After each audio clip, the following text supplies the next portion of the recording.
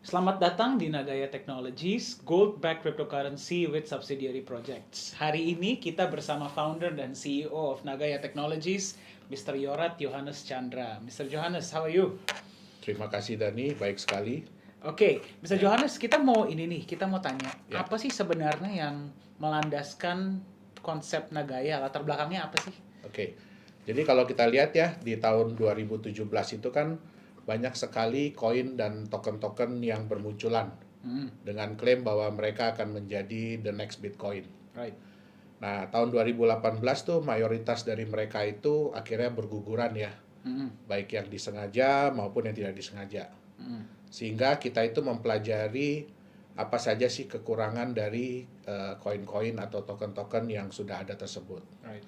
Nah, dari kekurangan yang ada ini kita coba untuk membuat konsep mata uang kripto, ya kan, yang bisa dipegang untuk waktu yang lama, relatif lebih stabil, dan kecenderungannya naik harganya dari waktu ke waktu. Oke. Sehingga kita menciptakan sebuah mata uang kripto yang di-backup oleh emas real, emas murni, dan juga ditunjang oleh proyek-proyek yang juga real. Oke. Oke, interesting. Nah, Nagaya itu kan di backup oleh emas nih. Ya. Kalau boleh tahu, kenapa sih harus... Oke, sebelum kita masuk ke kenapa emas, kenapa harus ada backup? Oke, kita kan tahu ya dalam dunia usaha, bisnis, investasi, itu kita kenal pasti ada namanya keuntungan dan kerugian. Betul. Ya, nggak mungkin ada bisnis, usaha, investasi yang selalu pasti untung. Betul. Kalau Pak Dani ada, tolong kasih tahu kita juga mau. Mungkin Ya. kalau bagi para penonton yang ada, mungkin juga boleh kasih tahu kita. Boleh, boleh kasih tahu kita ya. Tapi berhubung ya kita tahu ya pasti di mana ada profit, keuntungan, di situ juga pasti ada resiko. Betul. Oke. Nah, kebanyakan orang tuh, semua orang pasti seneng dan bisa tuh nerima yang namanya keuntungan. Tapi bagaimana dengan kerugian? Betul. Ya. Kalau sampai kerugian ini sampai terjadi dengan mereka, kadang-kadang ya kita mau nggak mau ya. Tapi kita akan berusaha supaya kerugian itu jangan sampai maksimal. Jangan sampai seluruhnya. Ya, kalau bisa kita minimalisir. Ya. Nah, kalau kita melihat dari data-data dari coinmarketcap.com yang ada, lebih dari 90% koin token yang beredar sampai saat ini, itu rata-rata kehilangan nilainya. Bahkan ada yang sampai nggak ada nilainya lagi. Oke, nah, ini ya terjadi karena di dunia mata uang kripto saat ini itu 99% cryptocurrency itu tidak memiliki intrinsic value. Hanya memiliki market value, di mana market value ini ya sangat bergantung dari tingkat kepercayaan. Gitu. Nah, disinilah fungsi dari backup yang dimiliki Nagaya. Dengan adanya backup ini, nilai dari Nagaya itu tidak akan mungkin mencapai nol. Kenapa? Karena nilai intrinsik Nagaya itu adalah nilai intrinsik dari sesuatu atau aset atau produk yang membackup Nagaya itu sendiri, yaitu emas murni. Jadi nilai intrinsik Nagaya adalah nilai intrinsik emas murni yang membackup setiap Nagaya. Oke. Oke, menarik. Tadi ada menyebut mengenai Pak Johannes, ada menyebut mengenai intrinsic dan market value ya. Nanti kita akan masuk ke sana lebih detailnya. Tapi sebelumnya saya penasaran. Ya. Kenapa yang dipilih emas, Pak Johannes? Jadi waktu kita menentukan apa sih yang sebaiknya membackup Nagaya ini ya, kita harus melihat dulu beberapa faktor. Jadi ada beberapa faktor yang kita nilai. Di antaranya itu adalah yang pertama, backup itu harus dikenal dan diakui oleh semua orang di seluruh dunia. Jadi intinya kalau kita nyebut backupnya apa, semua orang harus tahu. Oh, itu barangnya. Oh, itu produknya. Itu dia. Nah, yang kedua, harus terbukti telah digunakan selama puluhan, bahkan mungkin kalau bisa ratusan atau ribuan tahun sebagai alat yang pelindung nilai. Oke. Ya, jadi harus sudah terbukti. Oke, itu yang lebih baik. Semakin lama telah digunakan sebagai alat pelindung nilai, artinya dia sudah terbukti. Oke. Terus tingkat likuiditasnya harus tinggi dan global. Maksudnya apa? Dia mudah ditukarkan untuk aset lain. Contoh misalkan kalau dalam kehidupan kita sehari-hari kan kita pasti butuh uang fiat ya. Betul. Nggak mungkin kita bisa bilang bahwa oh kripto ini kita bisa pakai di seluruh dunia. Sampai saat ini belum ada cryptocurrency yang benar-benar diterima sebagai alat pembayaran di seluruh dunia. Bahkan Bitcoin sekalipun. Ya. Ya, jadi kita butuh yang tingkat likuiditasnya tinggi dan harus global. Jadi jangan cuma di Indonesia, cuma di Singapura, cuma di Korea, cuma di Amerika gitu. Nggak bisa, kita harus di global. Nah, backup ini pun harus bisa diklaim.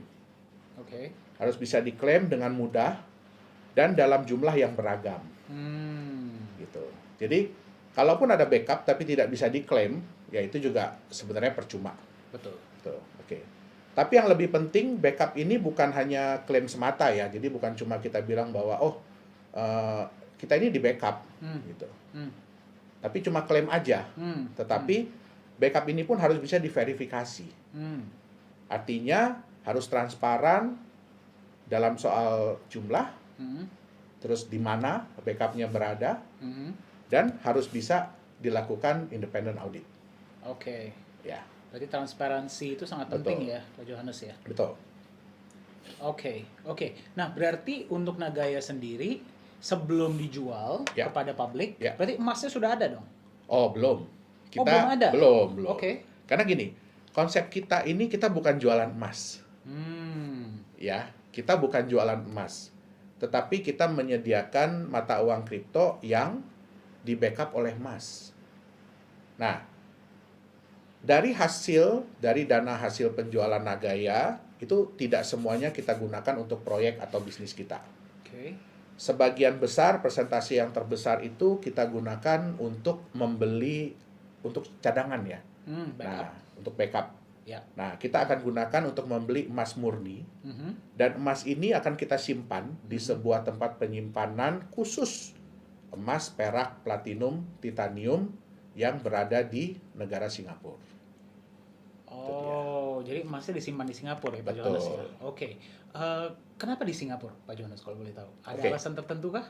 Nah, Nagaya ini kan sebenarnya adalah proof of ownership ya. Jadi bukti kepemilikan dalam bentuk digital. Nah, bukti kepemilikan apa? Dia ini adalah bukti kepemilikan sejumlah emas yang ada di dalam tempat penyimpanan tadi, penyimpanan di Singapura tadi. Artinya setiap Nagaya itu secara nyata di-backup oleh sejumlah gram emas. Kalau nantinya ada yang membuktikan bahwa dia adalah pemilik sejumlah Nagaya, berarti dia berhak atas sejumlah emas di dalam tempat penyimpanan tersebut. Oke. Contoh, kalau mungkin Pak Dani, kalau kita nanti ya udah dinyatakan bahwa setiap Nagaya itu sudah di-backup oleh 0,1 gram emas murni, Pak Dani bisa menunjukkan ke kita bahwa saya punya 100.000 Nagaya. Artinya tinggal 100.000 dikali 0,1 gram. Artinya Pak Dani itu berhak atas 10.000 gram atau 10 kilogram emas murni. Nah, emas yang membackup setiap Nagaya inilah yang menjadikan Nagaya memiliki intrinsic value. Yaitu nilai emasnya itu sendiri. Itu dia. Nah, untuk menunjang tingkat kepercayaan, ya kalau kita bilang bahwa kita simpan di sebuah tempat, tapi kalau tempat itu orang nggak ada yang kenal, orang nggak ada yang tahu, apakah itu bisa dipercaya? Nggak bisa ya. Nggak gampang lah. Nggak gampang. Nah, akhirnya kita membutuhkan sebuah tempat yang bukan hanya bisa menjamin keamanan emas Nagaya tersebut, tetapi tempat itu juga harus berada di negara yang dikenal secara global dan memiliki reputasi yang baik. Nah, kenapa kita pilih Singapura? Karena banyak perusahaan, institusi finansial, bahkan perbankan yang menyimpan cadangan emasnya di Singapura. Termasuk di tempat yang sama dengan yang Nagaya gunakan. Nah, ini penting. Ini penting karena Nagaya ini adalah mata uang kripto yang kita harapkan bisa diterima secara global di seluruh dunia. Artinya semua orang kita mau merasa aman, merasa nyaman, tahu bahwa emas Nagaya itu benar-benar disimpan di sebuah tempat yang bisa dipercaya. Itu dia. Oke. Oke. Berarti kepercayaan itu sangat dijaga oleh Nagaya Betul. ya. Oke, itulah kenapa disimpannya di Singapura. Ya. Karena memang banyak orang yang sudah mengetahui seluruh dunia bahkan ya. Ya, Bahwa tentang Singapura Singapura. itu adalah tempat yang sangat aman untuk Betul. menyimpan dan Kan banyak yang bilang bahwa Singapura itu adalah Swiss-nya Asia. betul. Ya. Swiss-nya Asia. Swiss-nya Asia. Oke, jadi itulah mengapa gold dari Nagaya disimpan di Singapura. Betul. Oke. Tapi kan nggak semua orang bisa datang ke Singapura Ya. untuk misalnya setiap berapa bulan sekali ngecek emasnya. Ya. Nah, itu gimana tuh, Pak Yohanes? Oke. Itu sebenarnya salah satu alasan kita memilih The Safe House Singapura sebagai tempat penyimpanan emas dari Nagaya. Di Singapura itu sebenarnya banyak tempat penyimpanan barang berharga. Tetapi kenapa kita pilih The Safe House? Karena The Safe House ini memiliki SOP, jadi prosedur operasi yang dapat menunjang prinsip transparansi yang mau kita jalankan di Nagaya. Nah, kalau kita ingin menyimpan emas di The Safe House ini, itu berbeda dengan di bank. Ya, kalau di bank, Pak Dhani pergi ke bank, mungkin Pak Dhani punya kotak penyimpanan di sana ya, punya safe deposit Ada. box. Begitu Pak Dhani datang, Pak Dhani bilang sama petugas banknya, oh saya mau simpan sesuatu, atau saya mau akses Ya. safe deposit box saya ini. Nah, biasanya kan setelah petugas banknya buka, dia akan keluar. Ya, Karena dia tidak boleh tahu sebenarnya apa yang Pak Dhani simpan, betul. apa yang Pak Dhani masukin atau keluarin. Betul. Nah, ini sangat berbeda dengan The Safe House. Oke. Oke, di The Safe House, pada saat kita datang, kita mau menyimpan, ya, petugasnya akan ngambilin box kita. Oke. Oke, dia verifikasi dulu apakah benar kita punya akses ke box tersebut. Kemudian petugasnya akan datang, ya, bawa box kita. Nah, box kita ini biasanya disegel. Jadi ada nomor segelnya. Nah, mereka akan mengeluarkan dokumen bahwa benar pada saat kita mengakses box tersebut, nomor segel yang terpasang tuh nomor misalkan 123. Oke. Setelah kita nyatakan sama-sama bahwa nomor segel ini sama, akhirnya dipotong segelnya, dibuka sama kita kuncinya. Memang kunci pihak Nagaya yang megang. Oke. Nah, begitu sudah dibuka, baru dicek lagi sama-sama. Nih ya, emasnya sesuai dengan dokumen terakhir. Nah, setelah itu kita nambah emas. Ya kan?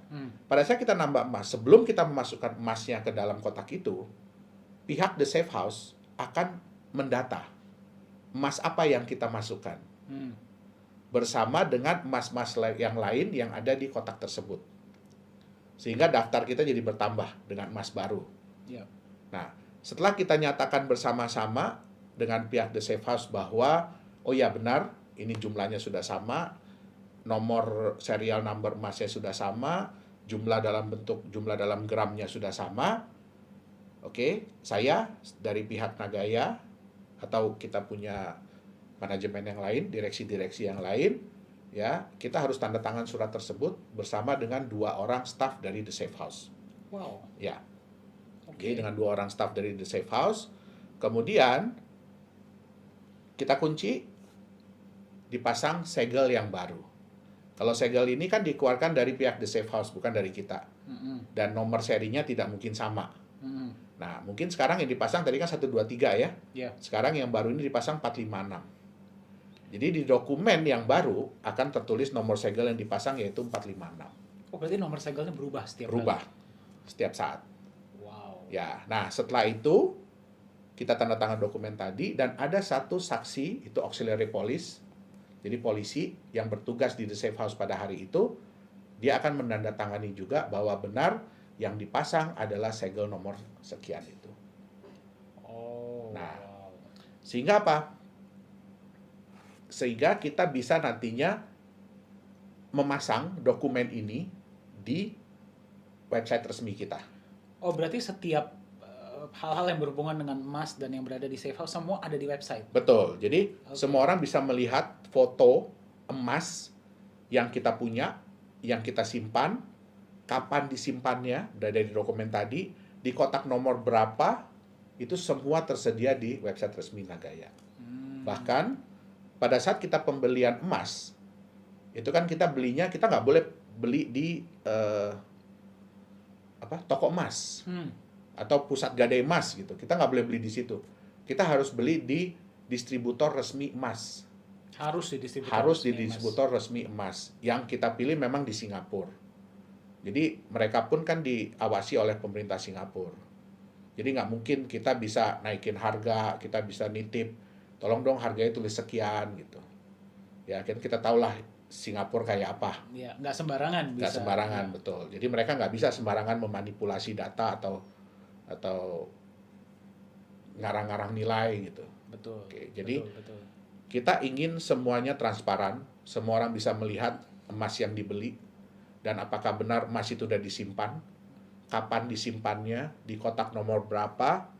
Nah, semua itu tertera di websitenya Nagaya, website resmi dari Nagaya. Nah, untuk menambah juga kenyamanan, kita tahu kan bahwa itu kan berarti klaim dari pihak Nagaya dan dari pihak The Safe House. Betul. Nah, kita ingin supaya gini, yang namanya transparansi itu tidak ada batasnya. Tapi kita ingin setransparan mungkin yang kita bisa. Ya. Sehingga kita juga sudah menunjuk auditor independen yang nantinya akan secara rutin ya memeriksa jumlah emas yang ada di kotak penyimpanan Nagaya. Oh, berarti kotak penyimpanan itu pun diaudit secara rutin? Betul. Oke. Itu dia. Kita akan ada independent auditor. Supaya apa? Ini menambah kenyamanan. Ya, menambah kenyamanan, keamanan, dan meningkatkan kepercayaan dari pemilik Nagaya. Itu dia. Berarti walaupun para pemegang Nagaya nanti ke depannya tidak bisa ke Singapura setiap misalnya sebulan sekali, 2 bulan sekali untuk memeriksa. Betul. Mereka tetap bisa melihat semuanya di website. Betul. Bahkan hasil auditnya pun nanti akan ada di website. Betul. Oke. Betul. Berarti Jadi kalau suatu waktu Pak Dhani datang, ya kan ke kantor Nagaya di Singapura, mungkin lagi main-main, nanti saya mau lihat dong emas yang nomor seri sekian. Nah, kita harus bisa menunjukkan. Dan itu akan ada pastinya bisa ditunjukkan di dalam. Betul. Oke. Berarti transparansi itu sangat dijunjung tinggi oleh Nagaya ya Pak Johannes ya? Karena itu yang nomor satu. Itu alasan utama kita, dan itu sebenarnya hal yang hilang, yang belum ada dari mata uang kripto. Setuju. Itu dia. Setuju. Berarti ini akan memberikan kenyamanan ekstra juga bagi para pemegang Nagaya. Ya. Oke. Pak Johannes, pertanyaan saya yang selanjutnya seperti ini. Kita kan tadi mengatakan bahwa dari hasil penjualan koin atau cryptocurrency Nagaya itu sebagian akan digunakan untuk membeli emas. Betul. Berarti masih besar. ada sebagian besar. Berarti masih ada sebagian lagi. Nah, itu digunakan untuk apa tuh, Pak Johannes? Presentasi terbesar kedua dari hasil penjualan Nagaya tadi adalah kita gunakan untuk menjalankan proyek-proyek real, jadi bisnis real ya yang akan dikerjakan oleh Nagaya. Nah, kita sudah menyiapkan sebenarnya ada 2 proyek. Yang pertama itu adalah fasilitas pengolahan, pemurnian mineral logam, yaitu emas dan tembaga. Itu berlokasi di Sulawesi Tengah. Sulawesi Tengah. Betul. Sebenarnya fasilitas ini sudah pernah berjalan berjalan selama 6 bulan di tahun 2015. Nah, tetapi karena ada permasalahan manajerial saat itu ya, sehingga terbengkalai. Nah, kita mengambil alih fasilitas ini tahun 2018. Ya, dan nantinya dengan hasil penjualan Nagaya, fasilitas ini tuh akan kita perbaharui mesin-mesinnya ya, karena udah lama nggak berjalan.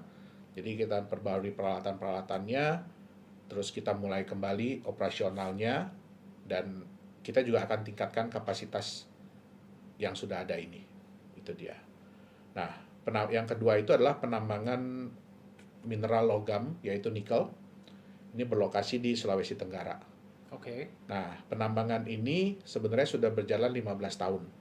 Ini merupakan perusahaan keluarga dari saya. Nantinya dari hasil penjualan Nagaya ini, kita akan menyiapkan peralatan dan tenaga kerja, sehingga kita bisa memulai operasi penambangan di lokasi ini. Ya, dengan kata lain tuh sebenarnya di awal ini kita akan numpang nambang di lokasi ini. Nah, tentu saja hal ini kita kita kan mau Nagaya ini berjalan dengan cepat sehingga semua orang bisa merasakan benefit atau manfaat dari memiliki Nagaya secara cepat. Betul. Ya. Pasti. Nah, kenapa kita istilahnya numpang nambang ini? Karena ini akan sangat menghemat waktu dan biaya. Kalau Oke. kita mau mulai nambang sendiri dari awal, Pasti takes ya time. kan, pasti ya kita harus beli lahan terlebih dahulu, kita harus urus segala perizinan, ya kan, dan itu pasti memakan waktu dan biaya. Setuju. Ya. Setuju. Sambil seiring dengan kita melakukan penambangan di tempat ini, kita pun akan mencari lahan kita sendiri. Oh, itu berarti berjalan Betul. sambil ya. Betul, mengurus perizinan semua. Nah, kalau di lokasi yang baru ini semua udah siap, Ya. izin sudah siap, ya kan? Artinya kan kita tinggal pindah Betul. peralatan kita yang sudah ada ke lokasi yang baru. Sehingga kita benar-benar bekerja dari kita punya lahan sendiri, proyek sendiri, hasil sendiri, gitu. Oke, berarti sambil proyek yang sekarang jalan, proyek tersebut sedang Betul. berjalan sama-sama lah ya, Bersama-sama, bersama-sama ya. Oke. Menarik, Nah, Pak Johannes. Sejalan juga dengan perkembangan penjualan Nagaya, kita akan mencari usaha-usaha atau bisnis-bisnis baru, proyek-proyek baru, ya dengan kata lain ya, kita akan diversifikasi usaha dan proyek kita. Gitu. Oke, berarti nanti setelah 2 proyek yang sudah berjalan, pasti ke depannya akan ada proyek-proyek lain. Betul. Yang apakah harus tambang kah atau bisa yang lain juga? Oh enggak, makanya kan kita akan diversifikasi. Oke. Kita akan cari proyek-proyek lain, Oke, jenis yang lain. jenis yang lain ya. Ya. Proyek itu kan pasti kan mengharapkan profit dong, Ya, betul. masing-masing dari proyek kita. Betul. Nah, kalau boleh tahu nih bagi para pendengar, profit dari proyek tersebut nanti akan dialokasikan untuk apa ya? Oke. Nah, tentunya kan profit dari proyek ini kan harus mendatangkan manfaat benefit bagi para pemilik atau pemegang Nagaya. Hmm. Nantinya setiap bulan itu 60% dari profit setiap proyek akan kita alokasikan untuk manfaat tersebut. Oke. Nah, dengan beberapa cara. Yang paling besar itu adalah persentase yang akan kita gunakan untuk membeli tambahan emas yang akan kita simpan di tempat penyimpanan emas Nagaya tadi. Oke. Nah, 40% yang lainnya itu akan digunakan untuk kebutuhan manajemen. Ya, seperti untuk menjalankan proyek yang sudah ada, meningkatkan kapasitas proyek, terus juga untuk biaya tempat penyimpanan, untuk biaya audit dan lain-lain. Gitu. Oke. Berarti mayoritas dari profit tersebut akan digunakan juga untuk menambah jumlah emas di dalam Tempat penyimpanan tempat Nagaya. penyimpanan Betul. Nagaya. Berarti jumlah emas per Nagaya akan meningkat Ya, dan jumlah Nagaya kan akan tetap sama tuh, Ya. 50 juta Nagaya. Berarti bisa dibilang bahwa jumlah emas setiap Nagaya akan terus naik. ya betul. Wow. Betul sekali. Jadi karena kita memiliki kemampuan untuk menambah jumlah cadangan emas, sedangkan jumlah Nagayanya tetap hanya 50 juta, ya artinya untuk nantinya itu untuk setiap Nagaya mereka akan punya kenaikan jumlah emas yang di backup. Wow. Ya. Nah, dengan konsep seperti ini, kita tuh bisa memberikan nilai tambah bagi para pemegang atau pemilik Nagaya. Yang pertama, yaitu dengan meningkatnya jumlah emas yang membackup setiap Nagaya, artinya kan nilai intrinsik Nagaya itu bisa terus meningkat atau naik. Ya, karena 2 hal. Yang pertama kan jumlah emas setiap Nagayanya bertambah. Terus yang kedua, kenaikan harga emas dunia. Seperti yang kita lihat kemarin, harga emas kan melonjak cukup tinggi ya. Ya. Nah, dengan kenaikan nilai intrinsik ini, artinya sejalan dengan waktu, kita bisa menurunkan tingkat resiko dari pemilik atau pemegang Nagaya. Nah, benefit yang kedua yang lebih menarik lagi adalah dengan penambahan emas tiap Nagaya ini, tentu saja membuat pemilik pemegang yang sudah ada kan lebih berat ya, lebih sayang untuk jual Nagayanya kan. Betul. Ya, karena mereka lihat kan Nagaya mereka jumlah emas tiap Nagayanya terus bertambah. Betul. Nah, sedangkan bagi yang belum punya, kalau mereka tahu konsep Nagaya ini, tentu kan mereka jadi ingin punya nih. Nah, tapi kan Nagaya ini terbatas. Artinya apa? Kedepannya mereka harus mendapatkan Nagaya ini dari pemilik atau pemegang yang sudah ada. Betul. Nah, disinilah tercipta market value yang kita prediksi akan stabil dengan kecenderungan itu meningkat. Itu dia. Wow, berarti ini bagi para pendengar ya. Ya. Berarti nilai intrinsik Nagaya ini akan naik dengan Betul. meningkatnya jumlah emas. Betul. Dan juga nilai marketnya akan naik karena Betul. jumlahnya terbatas ya. Betul. Wow. Karena luar permintaan kan pasti akan meningkat kalau orang sudah melihat konsep dari Nagaya ini kan, pertambahan jumlah emas untuk setiap Nagayanya. Betul, betul. ya. Dan itu akan terjadi secara otomatis ya Betul. bagi para pemegang. Betul. Wow. Oke. Nah, kan sering kita dengar ya, Pak Ya. Johannes ya, bahwa dalam waktu 5 tahun Ya, Nagaya itu akan setelah terjual diprediksi betul. ya, setelah terjual habis, nilainya bisa mencapai 100 kali lipat atau $100, $100, betul. per Nagaya. Betul, per Nah, Nagaya. itu gimana caranya sih Pak Johannes? Bisa diilustrasikan nggak? Ya, oke. Jadi kan kita kembali lagi ya, sebenarnya untuk menciptakan nilai market, yang selalu meningkat, itu ada 3 hal yang harus dicapai oleh sebuah produk atau aset. Apa aja Yang tuh, Pak? pertama, produk itu harus terbatas jumlahnya, limited edition. Ya, Kalau kita lihat kan semua produk yang limited edition itu kan biasanya harganya lumayan tinggi ya. betul. Nah, dan kecenderungannya itu selalu meningkat karena semakin barang itu semakin sulit didapat, berarti harganya pun akan semakin meningkat. Betul. Yang kedua, kita harus bisa meredam supply di market. Artinya apa? Kita harus membuat orang-orang yang sudah memiliki aset atau produk tersebut itu berat kalau mau menjual. Jadi biasanya menjual itu karena sudah terpaksa atau karena memang ada tawaran yang luar biasa bagus. Betul. Kalau nggak Nah. nggak bakal dilepas ya. Betul. Nah, yang ketiga, apa yang membuat orang yang belum punya itu ingin memiliki? Dan semakin tinggi tingkat keinginan untuk memiliki itu, artinya kan orang itu akan semakin ingin memberikan harga penawaran yang paling bagus, Betul. yang tertinggi supaya mereka bisa dapat. Betul. Nah, jadi 3 hal itu yang harus dimiliki oleh sebuah aset atau produk kalau dia ingin harga marketnya meningkat. Nah, kalau boleh saya ilustrasikan ke Pak Dani ya tentang harga market Nagaya ke depannya ini. Nah, itu kita harus ilustrasi dengan sebuah kotak. Oke. Oke. Sebuah kotak nih ya. Ya. Ini contohnya dengan kotak ini, Oke. ya. Pakai kotak ini ya. Oke. Nah, kotak ini hanya ada 1000 unit di dunia. Hanya ada 1000 kotak nih di dunia. Berarti terbatas ya Terbatas. jumlahnya. Pak Dani ini kebetulan salah satu orang yang beruntung bisa membeli kotak ini seharga $100.000 Oke.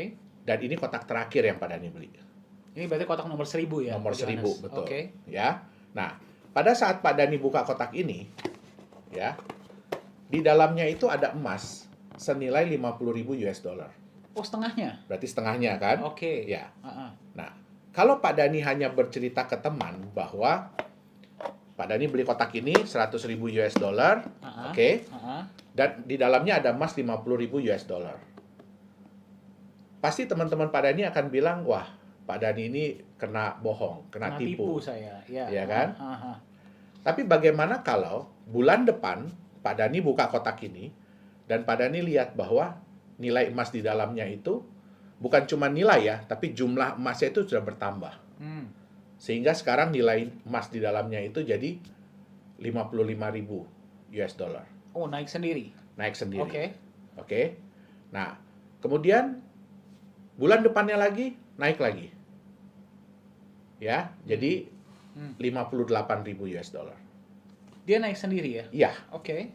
Bulan depannya lagi naik lagi jadi $60.000. Wow. Nah, kalau Pak Dani menceritakan kotak ini kepada teman-teman, pasti mereka akan bilang hal yang berbeda kan. Pertama mereka bilang, oh Pak Dani kena bohong, kena tipu. Pasti. Tapi setelah Pak Dani cerita apa manfaat dari Pak Dani punya kotak ini, yang mereka akan bilang apa? Wah, Keren banget nih kotak. keren kan kotaknya ya? Oke. Iya. Bisa naik Nah. sendiri emasnya. Betul. Kira-kira mereka ingin nggak punya kotak yang sama dengan Pak Dani? Pasti. Pasti mereka ingin punya kotak yang sama ya. Ya. Nah, terus kemudian mereka tanya dong ke Pak Dani. waktu itu beli kotak ini berapa ya harganya ya Pak Dani? Ketika beli 100 100.000 US dollar, betul? Ya, Nah, betul. kira-kira nih, kalau ada teman Pak Dani yang menawar 100.000 US dollar untuk kotak ini, kira-kira Pak Dani mau nggak jual ke dia? Enggak lah, sayang banget. Iya kan? Iya. Kenapa? Padahal kan di dalamnya tadi emasnya mungkin baru 60.000 US dollar. Tapi kan Pak Dani melihat ada benefit Ya, atau nilai tambah dari kotak ini. betul. Betul nggak? Betul. Setiap bulannya emasnya bisa bertambah. Betul. Jadi yang dilihat adalah future, Future potential ya. potensi masa depan. Ya. Oke? Nah, mungkin nggak ada yang menawar 2 miliar? Mungkin aja. Mungkin. Kenapa? Karena dia melihat potensi masa depan. Ah. Itu yang pertama. Yang kedua, karena kotak ini udah nggak ada lagi yang jual. Perusahaan udah nggak jual lagi. Ya, ya. Jadi mau tidak mau dia harus berusaha untuk menawar kotak ini dari Pak Dani. Ya. Atau dari 999 orang lain yang punya memang sudah kotak ini. memiliki. Ya kan? Nah, mungkin nggak ada yang nawar 5 miliar? Mungkin aja. Mungkin. Mungkin. Nah, inilah yang disebut dengan market value. Market value itu berarti value yang diberikan oleh Oleh pasar. pasar. Oke. Jadi mereka mau menilai berapa. Bukan hanya berdasarkan intrinsic value yang ada, tetapi berdasarkan dari future. Oke, Ya, berdasarkan dari potensi masa depan. potensi masa depan, betul. Nah, itu dia yang harus dilihat. Oke? Nah, anggap Pak Dani misalkan sudah mau setuju ya, jual 5.000, mau jual 5 miliar. 5 miliar. Oke, sudah setuju mau jual 5 miliar. Terus Pak Dani yang biasanya emas di dalam ini nambahnya mungkin hanya 5.000 dolar per bulan. Ya, sebelum Pak Dani bilang iya kepada orang tersebut yang mau beli, pas Pak Dani buka, pas dilihat, kok sekarang nambahnya 10.000 dolar ya? Sehari ini ya? Sebulan. Sebulan. Oke. Nah, biasanya kalau perusahaan menjalankan bisnis, menjalankan proyek, semakin lama biasanya profitnya semakin naik atau semakin turun? Semakin naik. Semakin naik kan? Artinya kalau sekarang sudah bisa nambah 10.000 dolar per bulan nilai emasnya, kira-kira bulan depan bisa 10.000 lagi? Bisa aja. Bisa. Bisa aja lebih. Bisa aja lebih, betul. Nah, dengan begini, Pak Dani jadi kepikiran lagi kan? Lepas nggak ya 5 miliar tadi? Iya, mau lepas jadi mikir-mikir ya. Jadi mikir-mikir kan? Betul. Kenapa? Betul. Kenapa? Karena kembali ke potensi masa depannya. Betul. Dan yang kedua, kalau Pak Dani jual ini kepada orang itu dengan harga 5 miliar, kira-kira besok-besok bisa nggak Pak Dani dapat kotak yang sama dengan harga 5 miliar? Kotak yang sama dengan harga 5 miliar. Iya. Kan kotaknya udah dikasih ke orang. Nah, Iya, itu dia. iya. Oke? Paham. Nah, kotak inilah Nagaya. Oh, berarti kotak ini merepresentasikan Nagaya. Merepresentasikan Nagaya. Nah, hebatnya lagi, kotak ini bisa dibelah-belah. Oke. Ya, kotak ini bisa dibelah-belah, ya kan? Jadi Pak Dani bisa jual mungkin hanya sepotong kecil kepada temannya, ya berarti dengan jumlah emas yang prorata. Nah, itu dia. Dan kotak ini dalam bentuk digital. Jadi Pak Dani nggak harus pegang kotak ini. Jadi kita nggak harus membawa kotak Nggak ini harus membawa ini ya? kemana-mana. Karena sudah dalam bentuk digital dan sudah di dalam bentuk blockchain, sehingga relatif lebih aman, tidak bisa dipalsukan, dan bisa dibagi menjadi bagian-bagian yang kecil. Itu dia. Oke, Nah, ini dari sinilah bagaimana dalam waktu 5 tahun bisa Ya. mencapai value 100 dolar per Betul. Nagaya. Karena berdasarkan dari kenaikan emas tadi yang kita pasti akan usahakan untuk supaya tingkat kenaikannya selalu lebih tinggi setiap bulannya. Itu yang pertama. Oke. Nah, kemudian apakah emas ini nyata? Ya. Pak Dani bisa ambil emas yang ada di dalam sini. Dalam kotak ini ya? Dalam kotak itu Pak Dani bisa keluarkan dalam bentuk emas beneran. Tetapi kalau sudah dikeluarkan berarti kotaknya hilang. Kalau emasnya dikeluarkan, kotaknya hilang? Iya, betul.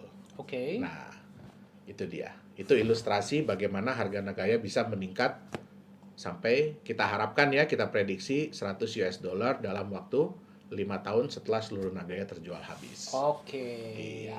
oke, jelas. Oke. Terima kasih Pak Johannes. Ya. Saya dapat kotak. Oke. Nah, tadi berarti kan kita sudah berbicara mengenai bagaimana Nagaya value-nya itu bisa mencapai 100 dolar Iya, per Nagaya Ya. dalam waktu yang kita harapkan dalam waktu 5 tahun. iya, Itu dengan meningkatnya jumlah emas dan juga jumlah permintaan di market. betul. Karena jumlahnya terbatas. Ya. Nah, tadi kan kita berbicara nih Pak Johannes mengenai kotak dan di dalamnya itu ada emasnya. Iya, betul. Ya. Dan kalau di situ emasnya bisa diambil. Iya, Kalau di Nagaya, iya. emasnya bisa diambil nggak? Oke. Nah, karena emas yang kita simpan itu kan emas nyata. Ya. Emas murni, ya, LBMA grade, jadi LME grade, seperti kalau di Indonesia itu setara dengan emas antam. Oke. Bukan emas digital dan bukan sertifikat emas. Ya. Sehingga emas tersebut bisa diklaim oleh pemilik atau pemegang Nagaya. Jadi bisa diklaim Bisa ya? diklaim, betul. Nah, mereka pemilik atau pemegang Nagaya yang ingin mengambil emasnya, mereka dapat mengajukan pengembalian Nagaya, kemudian mengirimkan Nagaya yang dikembalikan itu ke alamat atau address yang kita sudah tentukan, yaitu burn address. Dan setelah selesai diverifikasi, ya, kita akan memberitahukan bahwa emasnya siap untuk diambil. Sejumlah dengan Nagaya yang dikembalikan dan berapa emas yang membackup setiap Nagaya pada saat pengembalian tersebut. Oke, nah Pak Johannes, Ya. kita memahami bahwa bagi para cryptocurrency ya dan juga bagi para pemegang, Ya, mereka selalu mengharapkan bahwa cryptocurrency ini cepat masuk exchanger nih, ya. ya. Nah, bagi Nagaya sendiri kapan akan Oke. masuk ke exchanger? Memang itu adalah tujuan ya, tujuan goals yang ingin dicapai oleh semua mata uang kripto, Betul. ya. Nah, tapi kita tidak mau gegabah. Ya, kita tidak mau gegabah, kita tidak mau asal-asalan untuk masuk di exchanger. Karena masuk di exchanger ini belum tentu menguntungkan bagi pemilik atau pemegang cryptocurrency tersebut. Oke. Banyak mata uang kripto yang setelah masuk di exchanger malah kehilangan nilainya, bahkan sampai tidak ada nilai sama sekali lagi. Nah, masuk ke dalam exchanger ini harus melihat kapan momen atau saat yang tepat supaya jangan sampai merugikan pemilik atau pemegang aset. Bagi developer atau bagi penerbit mata uang kripto, kita tidak akan pernah rugi. Tapi jangan sampai kita merugikan pemegang kriptonya sendiri. Oke. Nah, di Nagaya sesuai juga dengan aturan yang ada, ya. Kita akan masuk di exchanger setelah penjualan tahap kedua atau 11 juta Nagaya itu terjual. Gitu. Berarti sudah ada track record dulu, Betul. sudah mendapatkan customer base dulu, Betul. baru masuk Sudah proyek sudah ada yang berjalan, profit sudah mulai masuk. Nah, itu dia. Oke, berarti sudah melewati tahap 2, kemudian baru tahap Penjualan selanjutnya tahap kedua, adalah ya kita akan masuk ke exchanger. Oke, berarti menunggu waktu yang tepat ya, Pak Betul. Johannes ya. Tidak Jadi hanya kita nggak masuk. mau asal-asalan untuk masuk ke exchanger. Baik, baik, baik. Ya. Oke. Nah, ini pertanyaan yang agak menarik, Pak Johannes. Ya. Kalau misalnya kita melihat banyak cryptocurrency di luar sana, Ya. ya, mereka mengatakan bahwa mereka bisa mencapai ratusan bahkan ribuan kali lipat Ya. dalam waktu yang relatif singkat, mungkin 1 tahun. Mm-mm. Ya, tapi Nagaya kok konservatif sekali ya, maksudnya 100 dolar itu dalam waktu 5 tahun lagi. Itu kenapa Oke. ya? Nah, yang pertama harus dilihat adalah apakah harga yang diprediksi oleh mata uang kripto yang lain tersebut itu benar-benar harga market murni atau harga yang memang disetup oleh perusahaan. Ya, itu yang pertama, oleh developer. Yang kedua, ya dalam dunia investasi ya, investasi orang itu biasanya cuma mengenal profit besar atau kecil. Ya, resiko besar atau kecil. Padahal ada faktor yang ketiga, yaitu waktu. Cepat, dapatnya cepat atau lama. Nah, semua orang tuh pasti inginnya kan profit yang besar, resiko yang kecil. Terus maunya cepat dapatnya kan ya. Betul, Nah, betul. Nah, tapi sudah terbukti ya, kita sudah bisa buktikan dari berbagai macam developer, dari berbagai macam sistem, bahwa konsep yang seperti ini itu nggak pernah bertahan lama. Sehingga yang masuknya belakangan, yang ikutnya belakangan, itu biasanya pasti menderita kerugian, bahkan bisa sampai total. Nah, jadi yang tadinya berharap profit besar waktu cepat, ternyata resikonya pun terbukti besar. Oke, kita hanya bisa mendapatkan 2 hal baik dari 3 hal yang tersedia. Oke, nah, yang paling penting adalah kita pelajari konsepnya. Apakah konsep kenaikan harganya ini masuk di akal? Apakah konsep bisnisnya masuk di akal? Kemudian apakah proyek atau bisnis yang dijalankan pun masuk di akal? Bitcoin aja itu butuh waktu bertahun-tahun untuk mendapatkan kepercayaan dari pasar. Betul. Dan terbukti sampai sekarang pun kepercayaannya masih naik dan turun. Setuju. Itu dia. Ya. Nah, yang ingin saya sampaikan adalah Nagaya ini adalah aset masa depan, bukan aset bulan depan. Itu dia. Ya.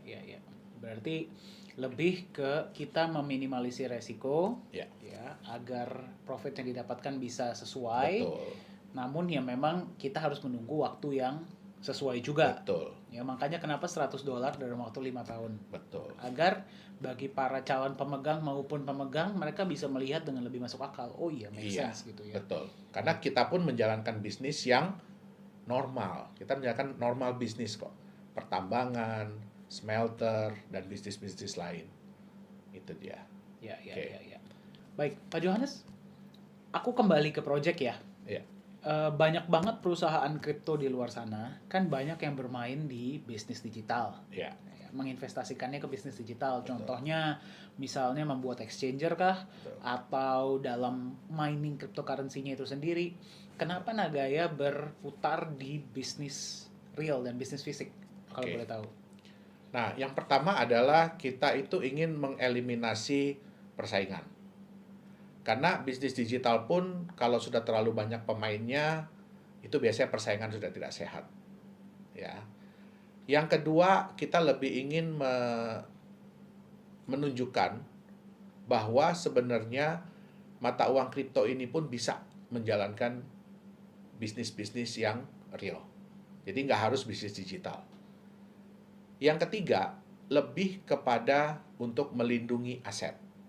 Kenapa? Di bisnis digital, itu biasanya hampir tidak punya aset. Bahkan sama sekali tidak punya aset. Kita bisa lihat bisnis-bisnis digital yang ada ya, bukan cuma di Indonesia, tapi hampir di seluruh dunia. Rata-rata itu minim aset atau tidak punya aset.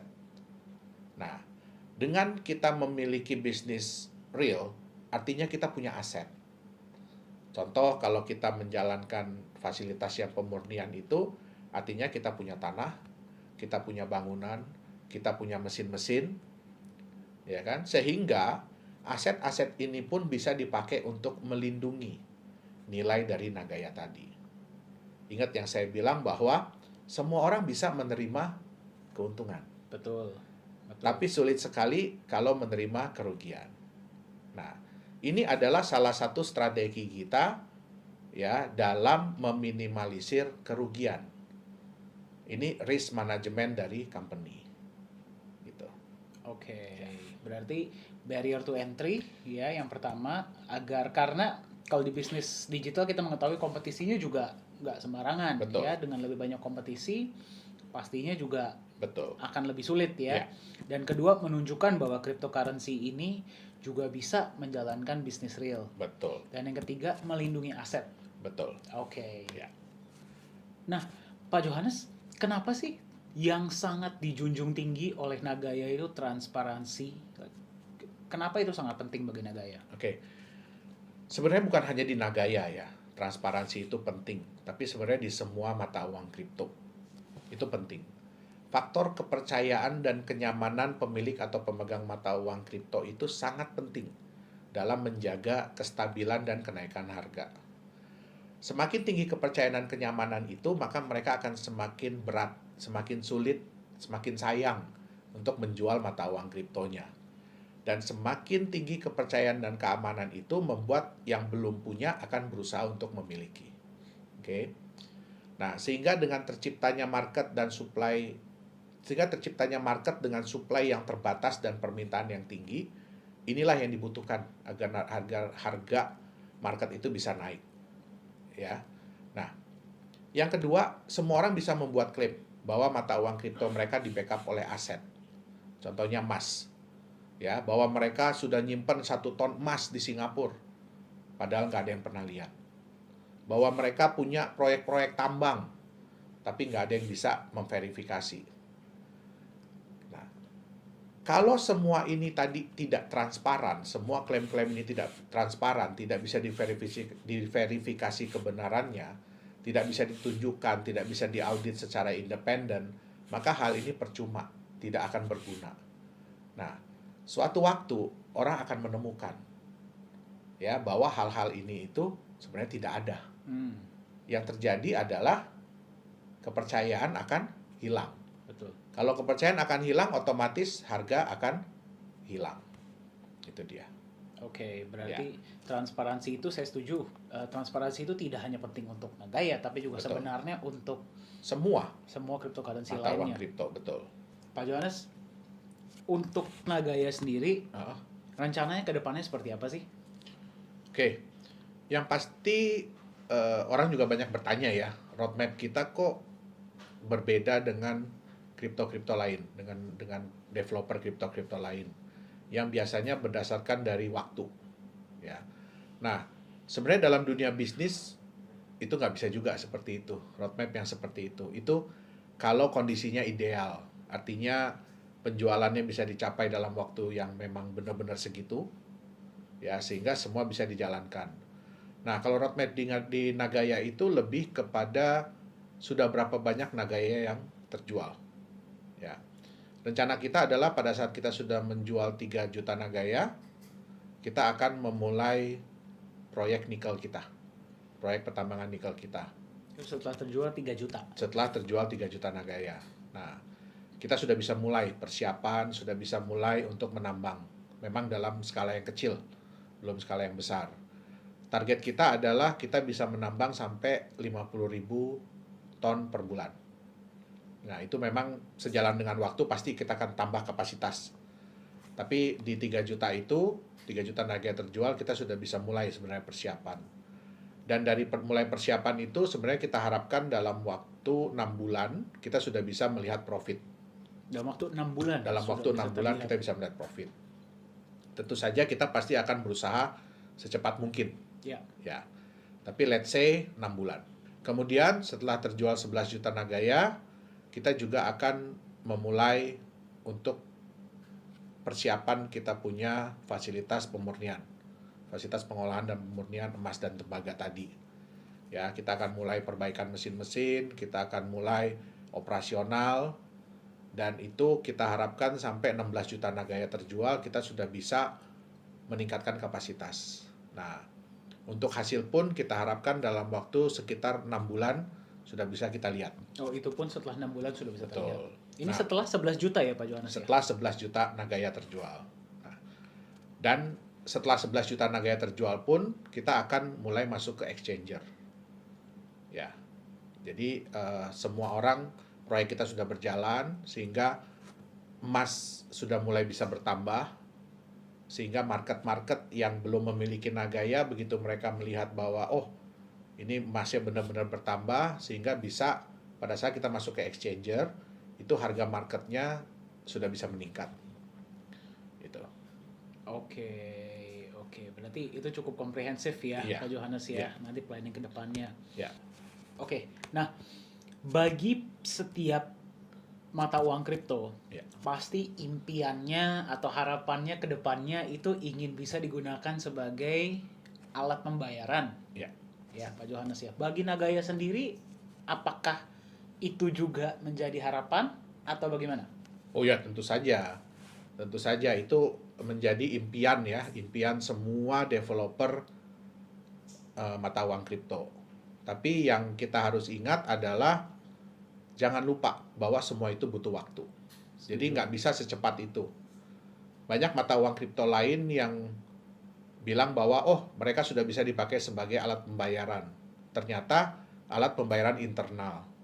Artinya apa? Ya produk-produk mereka sendiri, jasa-jasa mereka sendiri, sehingga bisa dipakai di dalam lingkungan mereka sendiri.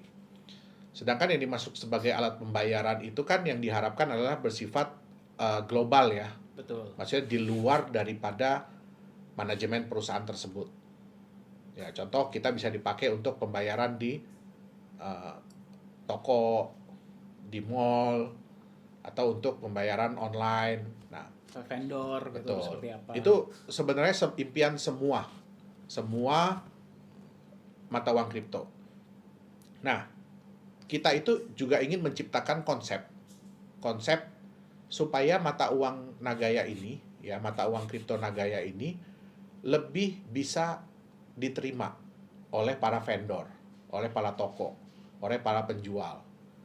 Ya, kenapa? Karena kalau kita melihat volatilitas mata uang kripto yang ada, kenaikan penurunan harga itu sebenarnya menyeramkan bagi orang-orang yang mau menerima pembayaran. Karena bayangkan, kadang-kadang mereka terima pembayaran pada saat harganya sekian, rate-nya sekian, terus tiba-tiba baru sejam 2 jam, tiba-tiba itu bisa turun yang jauh.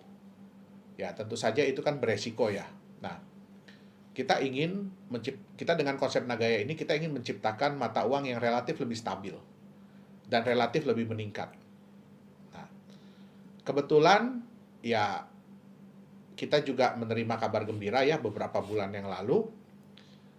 Kita sudah bekerja sama, jadi saya sudah tanda tangan kerjasama MOU dengan satu mall